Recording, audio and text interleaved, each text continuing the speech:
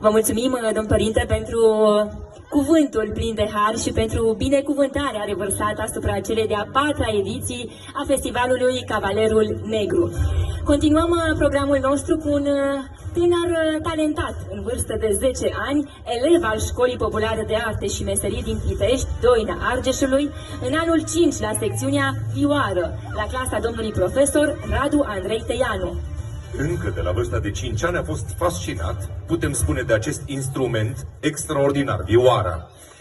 Atunci când l-a descoperit pe faimosul violonist David Garrett la televizor și și-a dorit să ajungă ca el, astfel și-a transformat chitara de jucărie în vioară și și-a făcut arcuși din 2 creioane pe care le-a lipit cu bandă adezivă. Cântând cu tot sufletul această vioară adevărată, cum o numea el. La vârsta de 6 ani, deoarece își păstrase cu ardoare această pasiune, a început cu nerăbdare cursurile Școlii Populare de Arte și Meserii din Pitești. A participat la numeroase spectacole, festivaluri, lansări de carte, iar în anul 2024 a obținut locul 1 la concursul Speranțe Argeșene, secțiunea Muzică Cultă Vioară. A cântat de asemenea alături de celebrul tenor, domnul Mihail Vanca.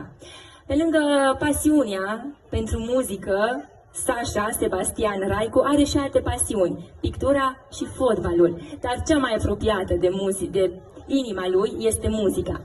Astăzi ne va interpreta Ave Maria. În aplauzele dumneavoastră, Sasha Sebastian Raicu.